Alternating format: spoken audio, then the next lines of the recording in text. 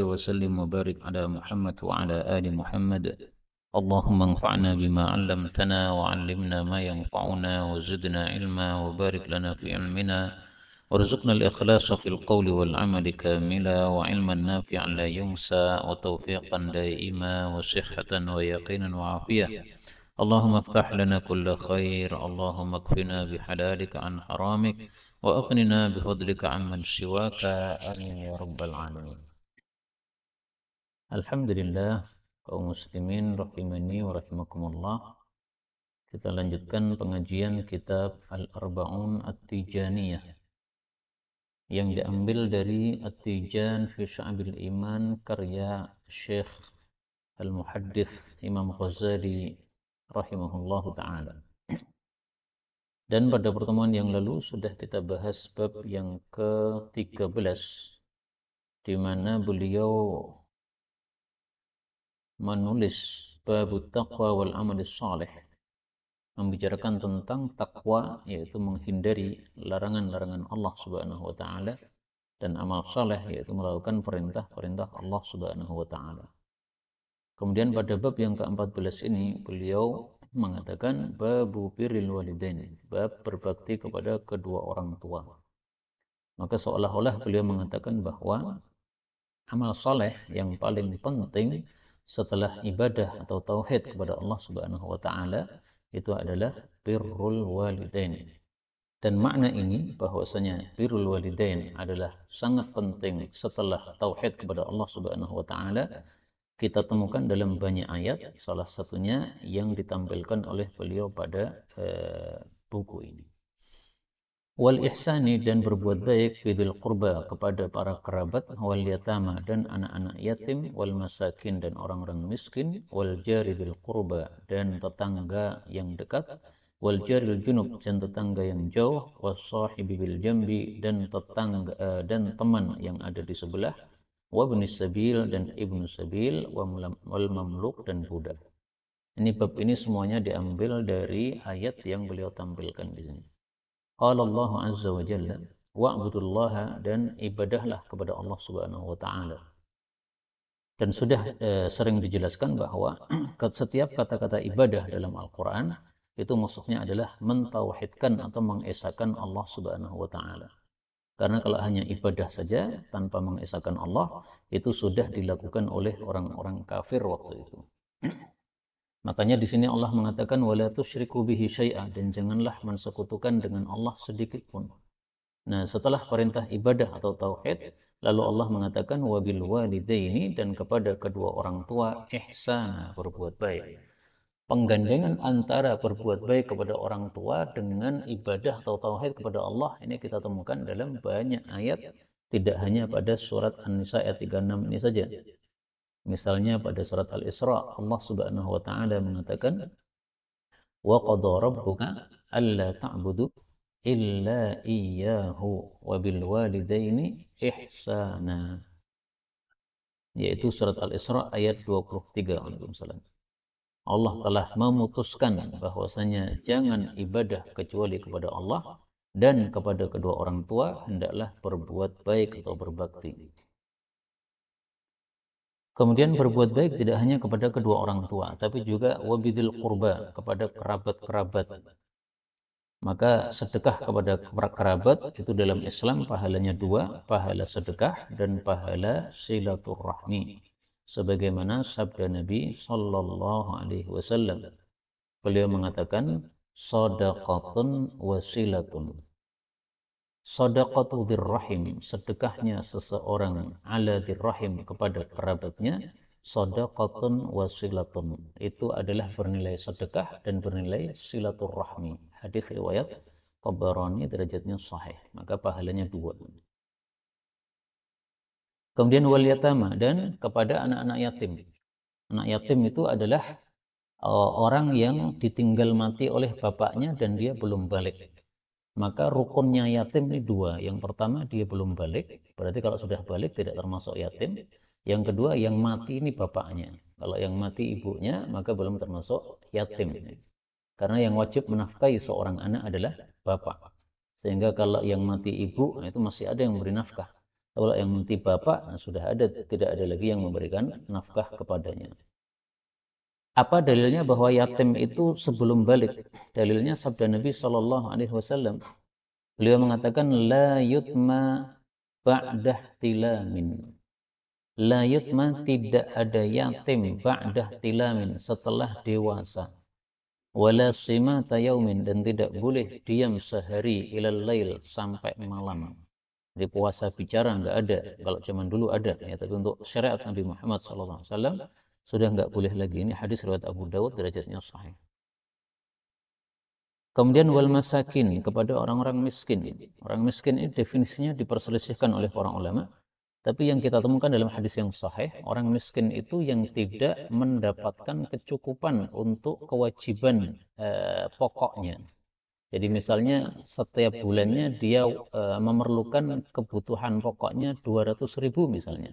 Tapi penghasilannya cuma 150, ini berarti miskin karena tidak tercukupi. Makna ini kita temukan dalam hadis riwayat Imam Bukhari. La yajidu ghinan, dia tidak mendapati kecukupan. Beliau mengatakan, lakinil miskin, akan tapi orang miskin adalah alladzi la yajidu ghinan, yang tidak mendapati kecukupan. Maka definisi yang paling bagus menurut saya adalah definisi ini. Tidak mendapati kecukupan berarti miskin. Meskipun bisa saja ya kecukupannya sangat banyak karena anaknya banyak, penghasilannya 10 juta setiap bulan, bisa saja miskin ketika pengeluaran wajibnya adalah 12 juta misalnya. Kemudian wal jaridil qurba, tetangga yang dekat, wal jaril junub, dan tetangga yang jauh. Ini salah satu tafsiran. Tafsiran yang lain, wal jaridil qurba, tetangga yang masih kerabat kita, wal jaril junub, dan tetangga ajnabi, yaitu tetangga yang bukan kerabat. Maka kalau tafsiran yang pertama tadi, tetangga itu semakin dekat pintunya pada kita, semakin besar haknya. Semakin jauh, maka berarti semakin kecil haknya. Dan makna ini kita temukan dalam hadis Nabi Shallallahu Alaihi Wasallam. Beliau ditanya, siapakah tetangga yang paling berhak untuk saya dahulukan? Maka Rasul Shallallahu Alaihi Wasallam bersabda, aqrabuhuma baban, ila aqrabihima, kamu dahulukan yang paling dekat di antara tetanggamu, minki baban, yang pintunya paling dekat kepadamu. Ini hadis riwayat Imam Bukhari dari Aisyah radhiyallahu anha. Adapun makna yang kedua, wal jaril dzil qurba, tetangga yang kerabat. Jadi dia sudah tetangga kita plus kerabat kita. Adik kita tapi juga kerabat, juga tetangga kita. Berarti haknya dua, hak tetangga dan hak kerabat. Kalau wal jaril junub, ini tetangga yang biasa, yang bukan kerabat kita. Nah, definisi tetangga kita temukan dalam asar yang disebutkan oleh Al-Imam Al-Bukhari dalam Adabul Mufrad. Itu ternyata 40 rumah di sekitar kita itu adalah tetangga kita semuanya. Arba'una daran. Tapi ini bukan sabda Nabi SAW ya. Tapi ini hanyalah perkataan dari sebagian para ulama.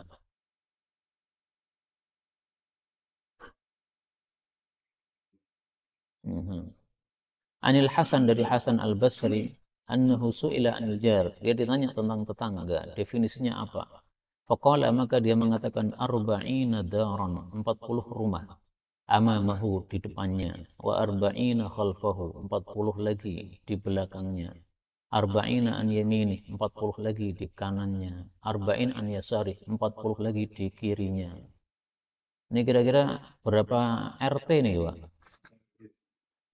Satu RW nih. Nah, makanya definisi tetangga ini menurut para ulama itu tidak harus seperti ini, tapi disesuaikan kondisi. Kondisi kita sekarang ya satu RT itulah tetangga kita. Kalau satu RW itu tetangga tapi jauh. Kalau satu kecamatan, satu kabupaten, semuanya tetangga, cuma semakin jauh semakin kecil haknya. Semakin dekat itu semakin besar haknya. Kemudian wasahib bil jambi, dan teman yang ada di samping. Ini juga ada dua tafsiran. Tafsiran pertama ya orang yang di samping kita, seperti panjenengan sekarang duduk, sampingnya siapa, itu as-sahib bil jambi.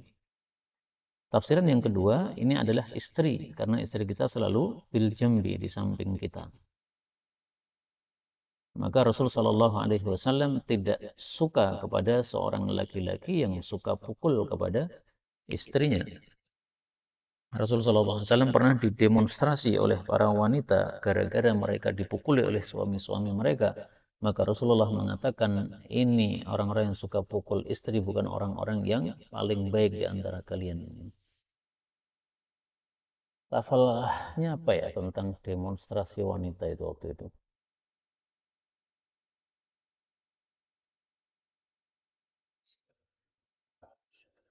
Memukul. Nah, kalau memukul apa? Ya memukul fisik ya. Tapi enggak, maksudnya tentang kelilingnya para wanita ke rumah Nabi Sallallahu Alaihi Wasallam ya. Itu yang ingin saya cari, itu lafalnya apa kemarin ya? Coba ini aja, bi khiyarikum. Waalaikumsalam warahmatullahi. Nah, ini nih. Tafa bi ali Muhammadin nisaun katsir. Tafa telah keliling, maksudnya berdatangan. Bi ali Muhammadin pada keluarga Nabi Muhammad sallallahu alaihi wasallam nisaun katsir, wanita yang banyak. Yashkuna azwajahun, mereka mengadukan para suaminya yang suka mukul. Laisa ulaika bi khiyarikum, itu bukanlah orang-orang yang baik di antara kalian. Ini menurut sebagian masyayikh, ini adalah demonstrasi pertama di masa Rasulullah sallallahu alaihi wasallam. Tapi demonstrasinya damai, Pak, tidak pakai mecah kaca dan sebagainya nih. Jadi mereka cuma menyampaikan aspirasi dengan cara berkumpul banyak orang kemudian mendatangi rumah Rasul sallallahu alaihi wasallam. Kemudian Ibnu Sabil ini sudah mafhum ya, yang kehabisan bekal di tengah jalan. Ma malakat aimanukum, ini budak. Innallaha, sesungguhnya Allah, la yuhibbu, tidak menyukai, mangkana, orang yang adalah dia mukhtalan, sombong, fakhuran, membanggakan diri. Saya pernah mendengar seorang syekh ditanya, apa bedanya mukhtalan dengan fakhuran? Maka beliau mengatakan, mukhtal ini untuk yang zahir, fakhur ini untuk yang batin, yaitu hatinya. Jadi sombong itu kan tampak dalam perilaku dan juga di dalam hati. Nah, maka ketika ditampakkan dalam perilaku, itulah disebut mukhtal. Berjalan dengan lagak sombong, itu mukhtal. Termasuk isbalnya sarung, yaitu sarung yang lebih rendah daripada mata kaki, nah, itu disebut mukhtal. Saya tampilkan tentang isbal sarung. Rasul sallallahu alaihi wasallam bersabda, wa iyyaka wa isbalal izar, singkirilah mengisbalkan sarung, fa innaha, karena mengisbalkan sarung itu minal makhilah, termasuk kesombongan. Hadis riwayat Abu Dawud sahih. Nah, di sini Nabi sebutkan makhilah, sombong, karena dia zahir atau tampak ya. Adapun yang ada dalam hati, nah, itu disebut fakhur. Maka ini bedanya antara mukhtal dengan fakhur. Kemudian hadisnya an Ibnu Umar radhiyallahu anhu yaqulu, jaa, telah datang rajulun, seorang laki-laki dewasa, ila Nabi sallallahu alaihi wasallam. Faqala, dia mengatakan, ya Rasulullah, wahai Rasulullah, kam na'fu, berapa kali kami maafkan, anil khadim, dari pembantu. Fasamata, beliau diam. Thumma a'ada alaihi, lalu dia mengulangi kepada Nabi al-kalama, ucapannya. Fasamata, beliau diam. Falamma kana fi tsalitsah, lalu tatkala sudah yang ketiga, qala, beliau menjawab, u'fu. Ini bacanya pakai dhammah ya. U'fu, maafkanlah, anhu, dari pelayan, fi kulli yaumin, setiap harinya, 70 marrah, 70 kali. Hadis riwayat Abu Dawud, derajatnya sahih. Ini kaitannya hadis ini dengan babnya apa di sini? Nah, di sini ada kata-kata wal mamluk, budak. Meskipun itu budak, kita harus berbuat baik. Nah, zaman dulu khatim, pelayan, ini seringkali berupa seorang budak. Meskipun khatim ini tidak harus budak. Siapapun yang menjadi pelayan kita, baik dia budak maupun merdeka, disebut khadim. Anas bin Malik itu termasuk khadimnya Nabi yang bukan seorang budak.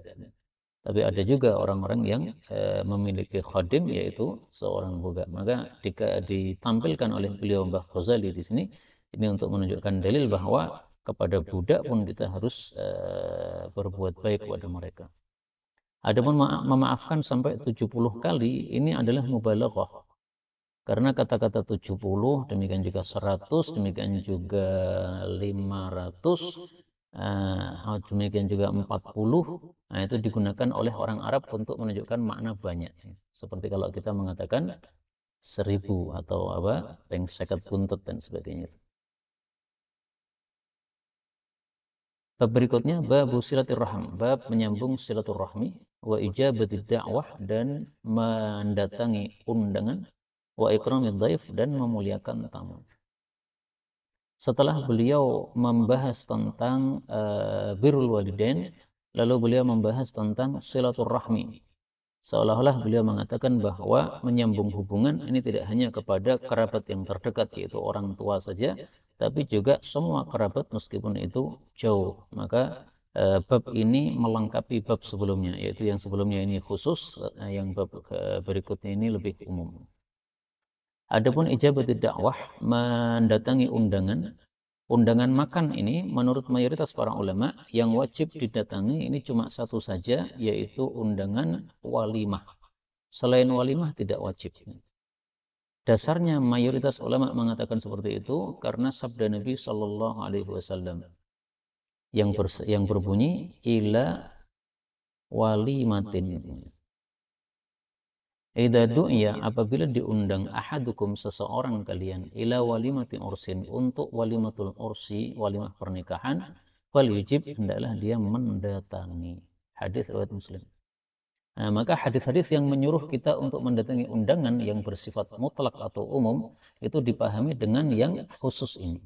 Artinya undangan yang wajib yang disebutkan pada hadis-hadis yang lain yang tidak jelas itu ditafsiri dengan hadis yang jelas mengatakan ini adalah walimatul ursi. Sehingga undangan makan misalnya guru-guru SMP ini pas bulan Ramadan, ya itu tidak wajib didatangi. Ya buka puasa itu nggak wajib didatangi, karena bukan walimatul ursi. Nah, supaya semua guru datang gimana? Ya yang undang harus nikah dulu, sehingga apa? Semuanya datang. Ini undangan buka puasa tapi sisan nikah. Nah, itu wajib datang itu. Karena jadi walimatul ursi. Monggo, Pak.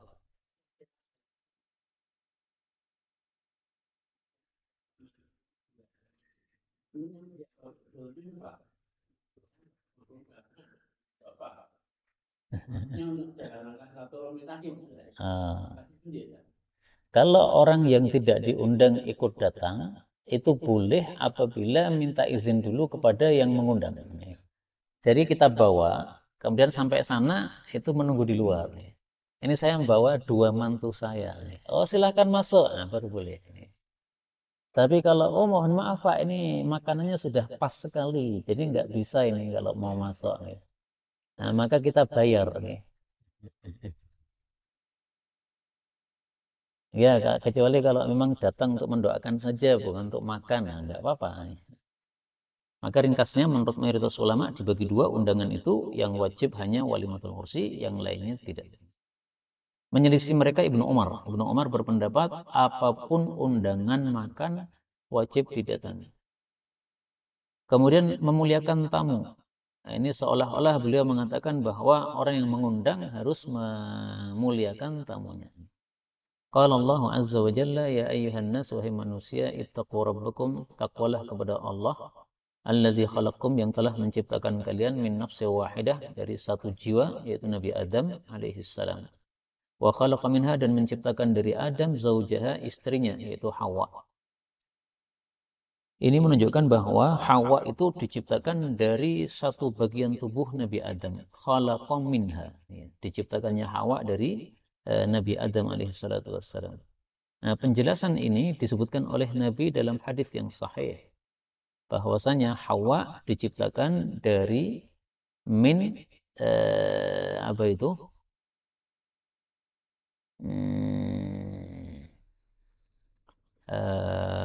Lafalnya apa itu? Minad dila, ya. Minad dila. Rasul bersabda, atau min dila'in, tanpa alif lam. Fa innal mar'ata, sesungguhnya wanita itu khuliqat, diciptakan min dila'in, dari tulang rusuk. Artinya Hawa diambilkan oleh Allah dari tulang rusuknya Nabi Adam alaihissalatu wassalam, lalu diciptakanlah Hawa dari tulang rusuk tersebut. Maka Hawa itu ya istrinya Nabi Adam, bisa juga dikatakan anaknya Nabi Adam, karena dia merupakan cabang dari Nabi Adam atau tulang rusuknya Nabi Adam alaihissalatu wassalam. Makanya para ulama mengatakan bahwasanya manusia itu penciptaannya ada 4 macam. Ada yang diciptakan tanpa bapak, tanpa ibu, yaitu Nabi Adam. Diciptakan tanpa ibu, yaitu Hawa. Diciptakan tanpa bapak, yaitu Nabi Isa alaihissalatu wassalam. Dan diciptakan dari bapak ibu, yaitu semua manusia. Maka sudah lengkaplah penciptaan manusia dengan 4 macam tersebut oleh Allah Subhanahu wa Ta'ala.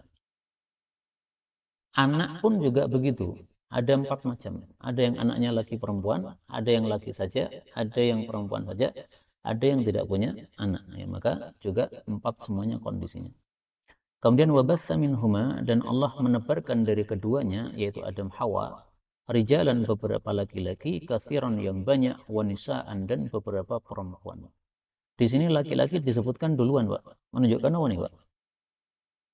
Bahwasanya laki-laki lebih utama daripada perempuan. Secara tidak langsung menunjukkan hal itu. Dan memang laki-laki lebih utama daripada perempuan 1 derajat. Sebagaimana disebutkan oleh Allah pada surat yang lain. Walir rijali alaihinna darajah. Surat Al-Baqarah ayat 228. Dan bagi para laki-laki alaihinna, di atas mereka para perempuan, darajatun, ada 1 derajat. Artinya lebih utama laki-laki daripada perempuan. Secara umum ya. Karena laki-laki punya kekuatan, perempuan tidak. Kemudian laki-laki pendapatnya lebih tajam, perempuan tidak. Dan banyak lagi kelebihan-kelebihan yang diberikan oleh Allah Subhanahu wa Ta'ala kepada para laki-laki ini. Makanya laki-laki menjadi pemimpin bagi perempuan.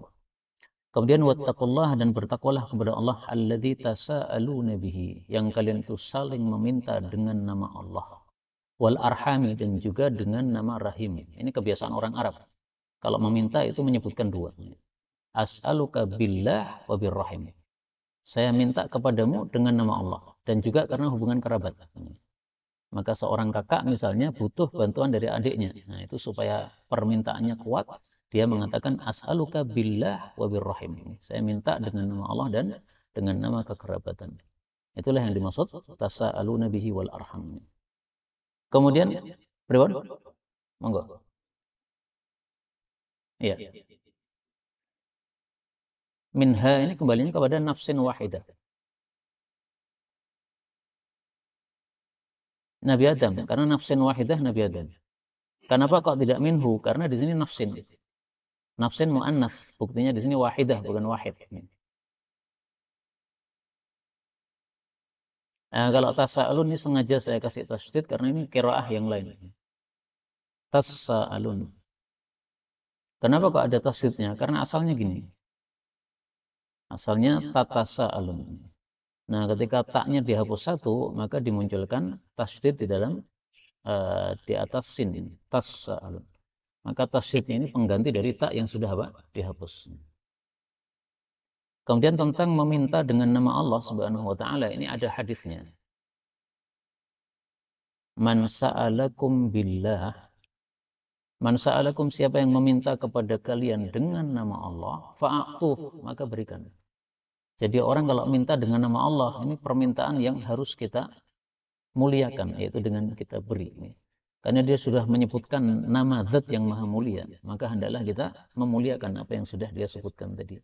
Sehingga tidak adab kalau ada seseorang yang minta kepada kita dengan nama Allah, kemudian kita telantarkan, padahal dia sudah sungguh-sungguh di dalam meminta dan sementara kita mampu untuk membantunya.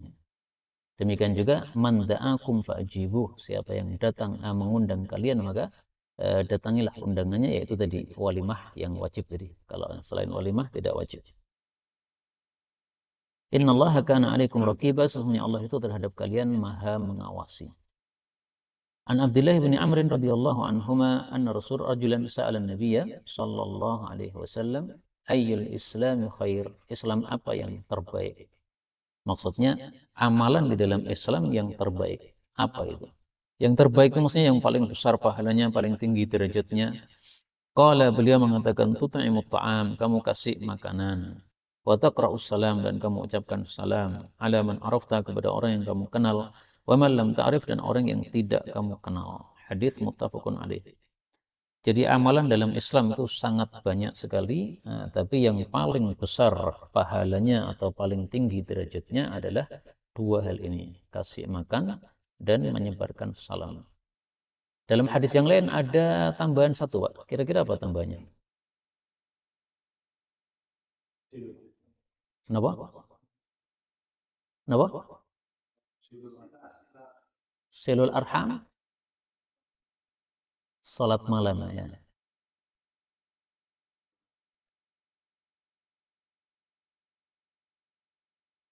Ya ini. Atibil kalam, perbagus ucapan. Afshis salam. Kalau di sini nggak ada makan ya. Saya carikan yang ada makan. Nah ini nih. Afshis salam, sebarkan salam. At'imit ta'am, kasih makan. Ini sudah dua tadi. Kemudian tambah silil arham, sambung silaturahmi. Qum bil laili wan nasu niyam, tahajud. Wadkhulil jannata bisalam, maka kamu masuk surga dengan selamat. Berarti 4 nih. Kemudian ini rawinya Abdullah bin Amr. Nah, ini sangat bagus untuk kita kupas karena Abdullah bin Amr bin As nih. Nah, kenapa bagus kita kupas? Karena bapaknya ini As ini tokoh kafir, As bin Wa'il. Kan terkenal sekali Pak, As bin Wa'il. Sementara anaknya adalah Amr bin As, sahabat Nabi. Anaknya lagi Abdullah bin Amr, sahabat Nabi. Jadi anaknya dua sahabat-sahabat, tapi bapaknya atau kakeknya adalah tokoh kafir yang tulen sekali. Sampai Allah sebutkan As bin Wa'il ini berkali-kali dalam Al-Quran, tapi nggak disebutkan namanya memang. Dzarni wa man khalaqtu wahida wa ja'altu lahu malam mamduda wa banina syuhuda. Ini As bin Wa'il. Biarkanlah saya akan membereskan orang yang saya ciptakan dalam keadaan sendiri, itu As bin Wa'il. Saya berikan untuknya harta yang banyak, dan dia punya anak-anak yang hadir semuanya di Mekah. Artinya orang-orang kaya, sehingga nggak perlu pergi jauh-jauh untuk cari duit ya, karena sudah kaya-kaya semuanya. Thumma yatma'u an nazid, kemudian dia pengen untuk ditambah nikmatnya. Allah katakan, kalla innahu kana li ayatina anida. Dia sangat membangkang terhadap ayat-ayat kami. Nah, ini siapa ini? As bin Wa'il. Masya Allah. Maka seorang bapak yang tapi ada tafsiran yang lain ya. Nazalat fil Walid bin Mughirah. Ada yang mengatakan ini adalah Walid bin Mughirah. Tapi seperti ini biasa. Jadi ketika satu ayat ditafsiri oleh para ulama, ini bicara tentang Walid bin Mughirah, benar. Ini bicara tentang As bin Wa'il, benar juga. Karena semuanya memang tokoh-tokoh kafir yang kaya-kaya. Tapi ringkasnya, ini menjadi contoh bagi kita bahwa banyak sekali sahabat-sahabat Nabi yang bapaknya adalah tokoh-tokoh kafir, termasuk diantaranya Abdullah bin Ubay bin Salul, itu tokoh munafik, tapi anaknya adalah seorang sahabat Nabi yang sangat mulia. Kemudian maksudnya di sini, taqra'us salam, engkau memberikan salam kepada orang yang engkau kenal maupun yang tidak kamu kenal. Maksudnya orang yang kita ketahui dia sebagai muslim, meskipun kita tidak mengetahui siapa namanya. Maka bukan setiap ketemu orang salam ya, tapi kalau ketika kita tahu bahwa dia seorang muslim dengan tandanya pakai sarung atau pakai peci. Adapun setiap orang kita salami padahal pakai salib ya, itu enggak benar. Adapun hadis ini disebutkan oleh beliau tut'imut ta'am, memberikan makan, karena tadi dalam babnya ada kata-kata ikramud dhaif, memuliakan tamu. Maka seolah-olah beliau mengatakan salah satu cara memuliakan tamu adalah disiapkan makanan. Makanya setiap kita datang ke sini pasti ada makanan. Tur gendut-gendut nih Pak. Ini sangat memuliakan ini. Supaya kenyang ini. Dan ada hadisnya bahwasanya yang tidak memberikan jamuan kepada tamu itu tidak ada baiknya. Rasulullah bersabda, la khaira, tidak ada baiknya fi man la yudhif, orang yang tidak menjamu tamu. Hadis riwayat Ahmad sahih. Kenapa Pak? Oh ya, tapi yang dimaksud di sini jamuan makanan. Makanya Syekh Mbah Ghazali setelah menyebutkan memuliakan tamu, seolah-olah beliau katakan orang bersenyum tok lupa, makanan ini metu. Bismillah.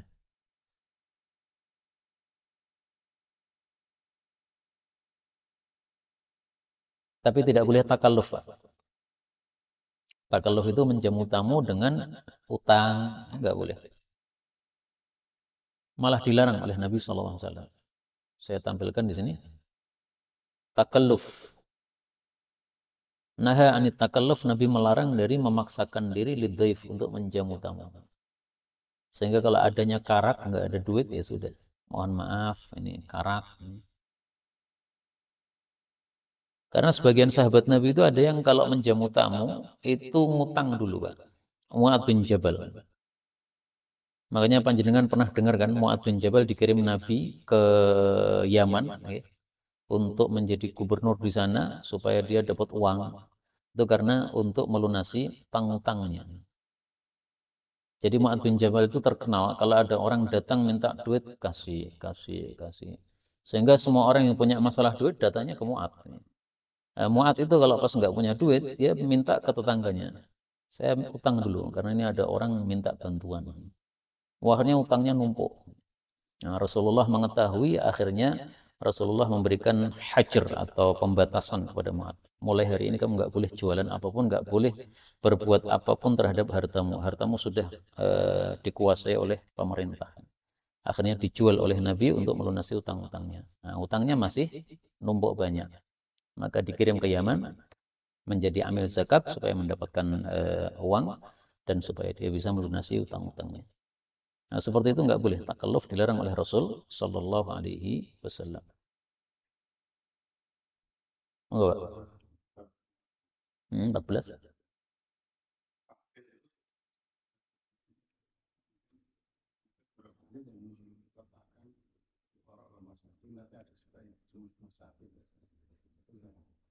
Ini ya, yatama ini ya.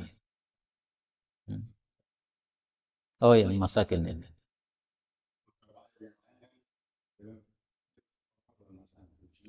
Iya. Kemarin sudah kita bahas kata-kata al-birru wat taqwa, gitu. Itu sama dengan al-Islam wal iman. Itu sama dengan al-faqir wal miskin.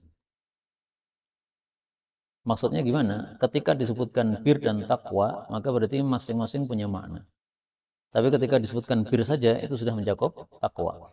Islam juga begitu. Islam dan iman punya makna sendiri-sendiri. Kalau disebutkan Islam saja, iman sudah masuk. Fakir miskin juga begitu. Kalau disebutkan dua-duanya, masing-masing punya makna. Tapi kalau disebutkan fakir saja atau miskin saja, maka dua-duanya sudah kena. Nah, maka di sini wal masakin ini mencakup fakir dan miskin. Nah, maka para ulama berselisih pendapat, fakir dan miskin ini mana yang lebih miskin? Ada yang berpendapat fakir ini asyaddu faqran, lebih miskin. Ada yang berpendapat miskin ini asyaddu faqran, lebih miskin. Nah, panjenengan cocok yang mana? Fakir itu lebih miskin ataukah miskin itu yang lebih miskin? Fakir, Pak. Kenapa, Pak? Ya, kenapa panjenengan berpendapat fakir itu lebih miskin? Maksudnya dasarnya apa gitu?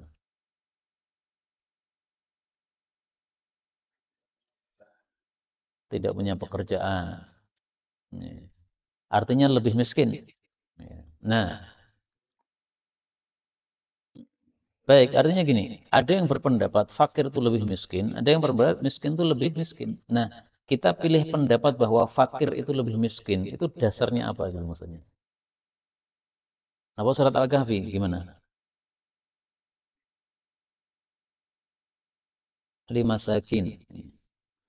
Surat Al-Kahfi ayat 79.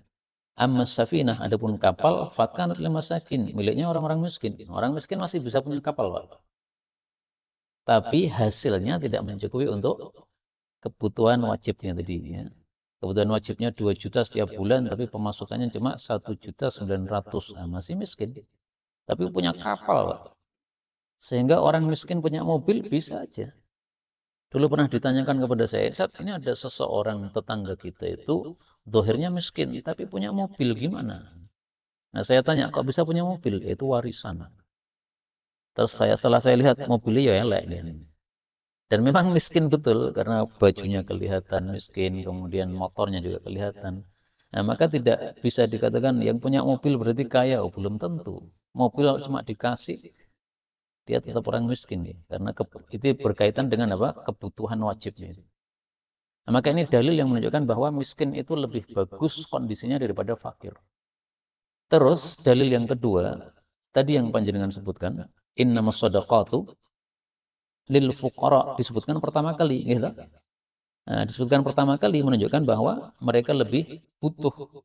Makanya fuqara atau fakir itu lebih fakir daripada orang miskin. Dalil yang ketiga, Allah menyebutkan orang miskin itu al-ba'isal fakir. Allah tidak mengatakan al-ba'isal miskin. Wa at'imu, dan berilah makan al-ba'is, orang yang miskin, al-fakir, yang fakir. Nah, di sini Allah tidak mengatakan al-ba'isal miskin, berarti menunjukkan bahwa fakir itu lebih fakir daripada miskin. Tapi memang masalah khilafiyah ya. Tapi cuma istilah aja lah. Bagaimana, Pak? Tidak sama ya. Fakir itu lebih dahsyat kemiskinannya. Iya. Iya, tetap tinggal milih. Nah, maka kita perlu tampilkan dalil-dalil ini. Dari dalil-dalil yang kita tampilkan 3 tadi, menguatkan pendapat bahwa fakir itu lebih miskin. Yaitu, fakir lebih miskin. Karena miskin masih bisa punya kapal tadi. Sementara fakir disebutkan pertama kali oleh Allah. Kemudian Allah mengatakan al-ba'isal fakir. Kemudian, nggih. Masih kan?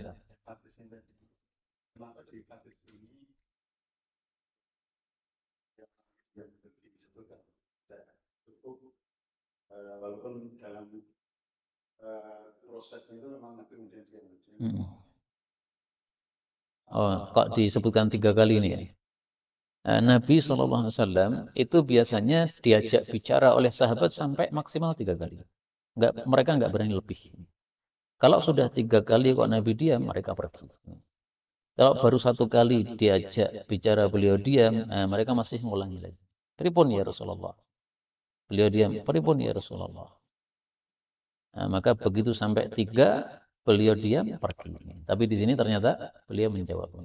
Nah, kemudian muncul pertanyaan, kenapa Nabi diam? Nabi diam ini seringkali para ulama menjawab karena beliau belum mendapatkan wahyu. Sehingga beliau nunggu wahyu nih. Begitu sudah dapat wahyu, baru disampaikan jawabannya. Kan pertanyaan tadi kan, berapa kali kita memaafkan pelayan? Salah berapa kali sehari kita maafkan? Nah, Nabi belum dapat wahyu nih. Setelah dapat wahyu beliau jawab, 70 kali memaafkan. Ada nggak Pak pelayan sampai salah 70 kali dalam sehari? Ya nggak ada kan ya? Makanya tadi adalah mubalaghah tadi. Biasanya para ulama menjelaskan begitu, tapi untuk yang sini ini penjelasannya ulama gimana saya nggak ngerti. Hanya kasus-kasus sepertinya kan banyak sekali. Nah, dari kasus-kasus yang banyak itu seringkali kita ketika telisik syarahnya dalam kitab-kitab syarah itu dijelaskan oleh para ulama itu karena beliau belum dapat wahyu. Bab 16, babul qawli wal qiyam bil haq. Bab berkata dan menegakkan kebenaran. Maksudnya berkata yang benar dan menegakkan kebenaran. Setelah beliau menjelaskan tentang silaturahmi dan sebagainya tadi, kemudian beliau lanjutkan dengan mengucapkan kebenaran. Seolah-olah beliau mengatakan bahwa amal soleh itu tidak hanya dengan perbuatan, tapi juga dengan perkataan. Maka amal soleh ada 2 macam. Ada amal soleh bil fi'li dengan perbuatan, ada amal soleh bil qawli dengan ucapan. Qala Allah Ta'ala, qala Allah Azza wa Jalla, ya ayyuhalladzina amanu, hai orang-orang beriman, ittaqullah, takwalah kepada Allah, wa qulu qawlan sadida, dan berkatalah perkataan yang lurus. Di situ sadida diartikan apa, Pak? Diterjemah, Pak.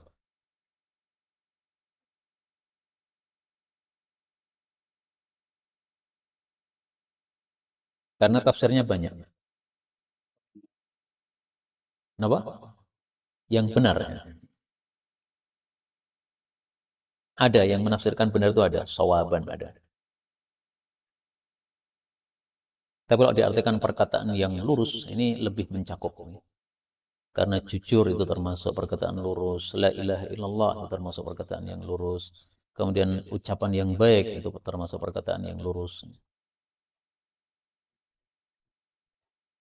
Ya, diartikan jujur bisa. Ada yang menafsirkan begitu ada. Bisa dicari dalam kitab tafsir Mawardi, yaitu semua tafsiran tentang sadida ini ditampilkan oleh beliau.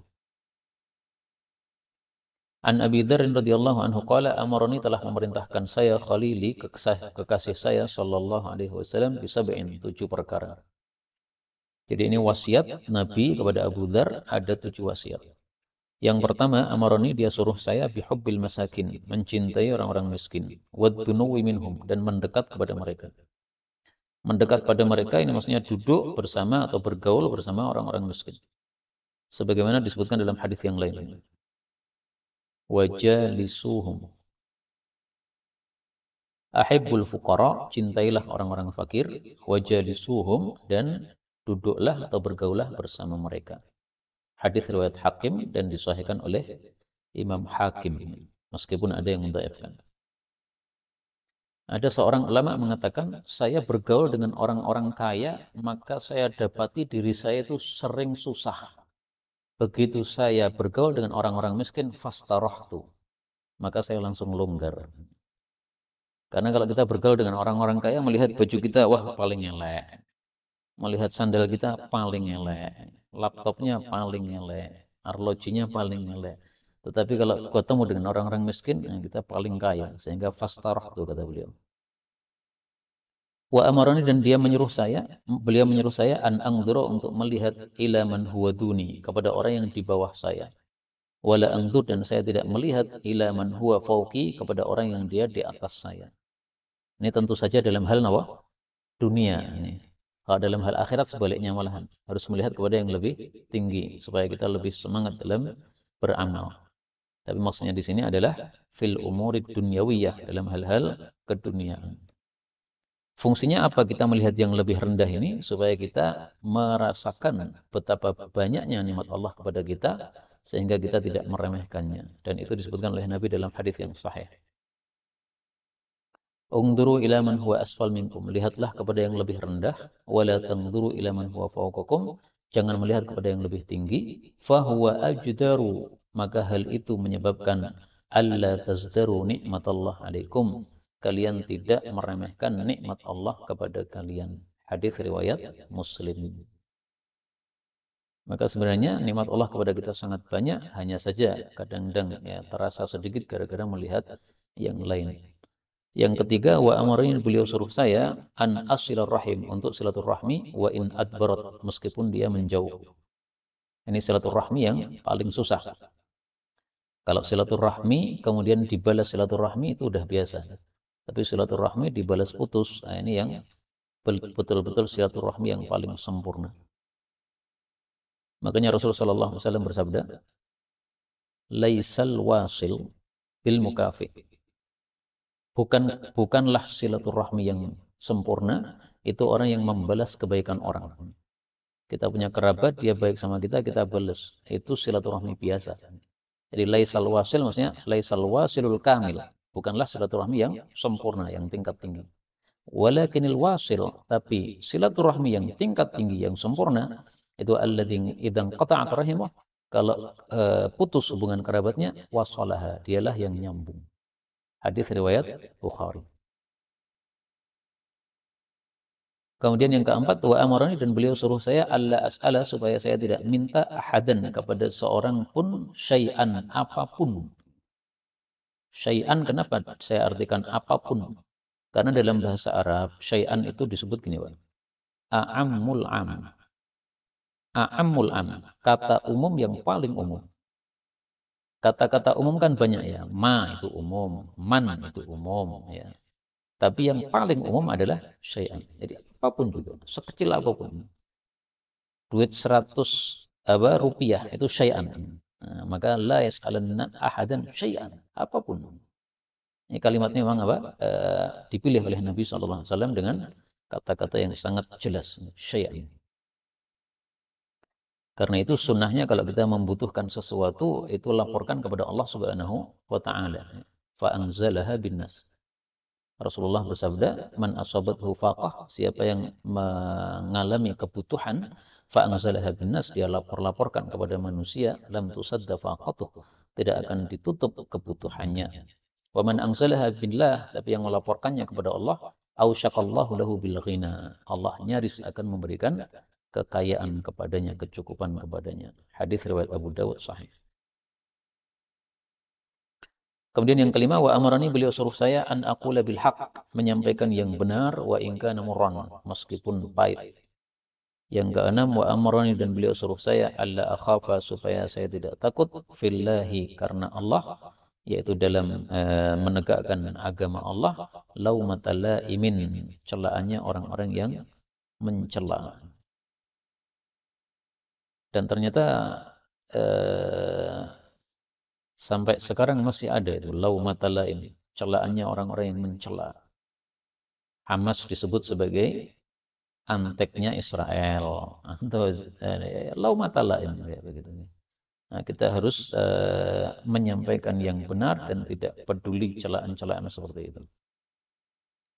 Yang ketujuh, wa amarani, dan beliau menyuruh saya an uktsira, untuk memperbanyak min qauli, dari ucapan la haula wala quwwata illa billah. Kapan disebut banyak, Pak? Kan disuruh memperbanyaknya. Nah, banyak itu berapa? Lebih dari 2. Berarti 3 kali pun banyak. Ini kita jawaban dari orang yang kurang rajin beramal kita bilang ya.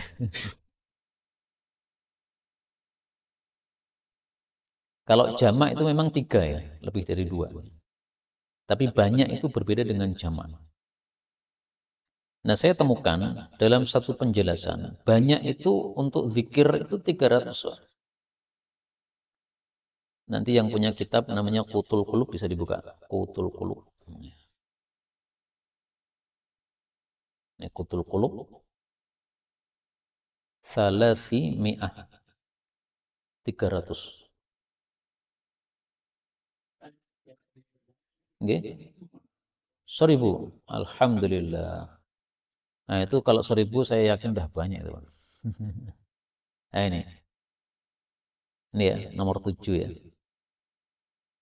Wal yukthir minas salati 'ala Nabi sallallahu alaihi wasallam fi yaumil Jumat. Hendaklah memperbanyak selawat kepada Nabi hari Jumat, wa lailataha, dan malam Jumat. Wa aqallu dzalika, minimalnya banyak adalah ayyusalli alaihi sallallahu alaihi wasallam 300 marrah. 300 kali. Tapi ini bukan dalil loh, Pak. Ini penjelasan dari penulis Qutul Qulub. Qutul Qulub itu artinya makanan pokok untuk hati. Ya bisa, ya. Karena kita bukan ulama, akan merujuknya ke ulama.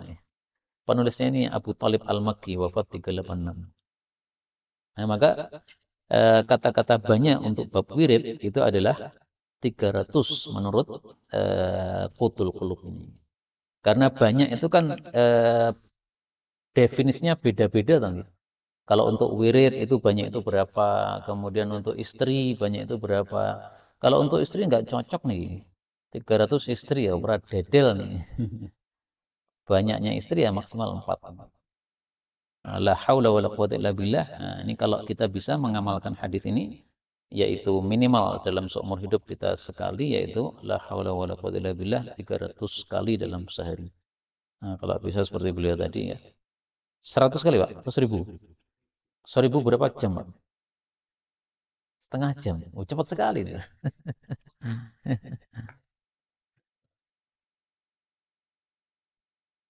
La haula, tidak ada daya, wala quwata, tidak ada kekuatan. Apa bedanya daya dengan kekuatan? Daya itu maksudnya adalah tidak ada atau kekuatan untuk meninggalkan maksiat. Haula itu kan dari tahawala. Artinya tahawala apa? Berpindah, bergeser. Jadi maksudnya tidak ada kekuatan untuk bergeser meninggalkan maksiat, wala quwata, dan tidak ada kekuatan untuk melakukan taat illa billah, kecuali dengan pertolongan Allah. Makanya ketika mendengar hayya 'alas shalah, kita disuruh mengucapkan la haula wala quwata illa billah. Ini telinga sudah mendengar, tapi apakah mampu melangkahkan kaki? Nah, melangkahkan kaki itu kalau nggak ada pertolongan Allah nggak mungkin. Makanya la haula wala quwwata illa billah. Dan tafsiran ini ada hadisnya, cuma dhaif. Saya tampilkan di sini ya. Bitafsiri. Ala ukhbiruka bi tafsiri la haula wala quwwata illa billah. Maukah saya berikan tafsirnya la haula wala quwwata illa billah. La haula, tidak ada daya, an maksiatillah, meninggalkan maksiat, illa bi ismatillah, kecuali dengan penjagaan dari Allah. Wala quwwata, tidak ada kekuatan, ala taatillah, untuk taat kepada Allah, illa bi aunillah, kecuali dengan pertolongan Allah. Hakadha akhbarni Jibril, itulah yang diberitakan oleh malaikat Jibril. Tapi hadis seperti ini riwayat Ibnu Najjar, derajatnya adalah dhaifun jiddan, sangat dhaif. Tapi untuk tafsiran saja enggak apa-apa. Tidak usah mengatakan dari Rasul sallallahu alaihi wasallam. Kemudian kenapa disuruh la haula wala quwwata illa billah? Beliau katakan fa innahuna, karena ucapan la haula wala quwwata illa billah min kanzin tahtal arsy, dari gudang di bawah singgasana Allah Subhanahu wa taala. Ini fadilahnya. Sehingga kalau kita mengucapkan la haula wala quwwata illa billah, ini langsung nyambung kepada Allah Subhanahu wa taala, karena sumbernya dari gudang di bawah singgasana. Nah, kita temukan dalam ayat Al-Qur'an itu juga ada ayat-ayat yang datangnya dari bawah singgasana Allah. Yaitu apa, Pak? Surat Al-Baqarah ayat terakhir. Min kanzin tahtal arsy. Hadisnya sahih, riwayat Bukhari Muslim kalau enggak salah. Riwayat Muslim. Wa u'titu hadhil ayat, saya diberikan ayat-ayat min akhir suratil Baqarah, akhir Baqarah, min kahzin tahtal arsy, dari gudang di bawah singgasana Allah Subhanahu wa taala. Riwayat Muslim sahih. Berarti ada dua yang sumbernya dari singgasana Allah, yaitu la haula wala quwwata illa billah, dan dua ayat terakhir dari Al-Baqarah. Adapun yang katanya 4 itu dhaif. Arba'un, ada 4 yang diturunkan dari gudang di bawah singgasana Allah. Satu umul kitab, yaitu apa? Al-Fatihah, kemudian ayat kursi, kemudian bagian akhir dari Baqarah, kemudian surat Kautsar. Ini dhaif. Kenapa, Pak? Ya. Kalau waktu yang afdal mengucapkan la haula wala quwwata illa billah, secara dalil saya tidak menemukan. Cuman secara umum para ulama katakan waktu malam lebih utama daripada waktu siang. Kemudian waktu malam ini bertingkat-tingkat. Yang paling utama bagian akhir. Kemudian waktu siang juga bertingkat-tingkat. Yang paling utama ba'da subuh. Maka kalau la haula wala quwwata illa billah ini dibaca ba'da subuh, ya bagus. Ibnu Taimiyah itu kan punya kebiasaan setiap ba'da subuh berada di masjid sampai terbit matahari untuk zikir kan. Nah, ketika ditanya oleh muridnya, dia mengatakan hadhihi khutwati. Ya, sarapan pagi saya kayak begini. Idza lam af'alhu saqatat quwaya. Kalau saya tidak melakukan ini satu kali saja, rontok sudah kekuatan saya, kata beliau. Jadi untuk kuat hari itu harus wirid sampai terbit matahari. Wallahu a'lam bishawab. Sudah 1 jam, sudah 50 menit nih. Maka sisa waktu untuk soal jawab. Monggo. Yang mana, Pak? Ini. Ya, Abu Dzar.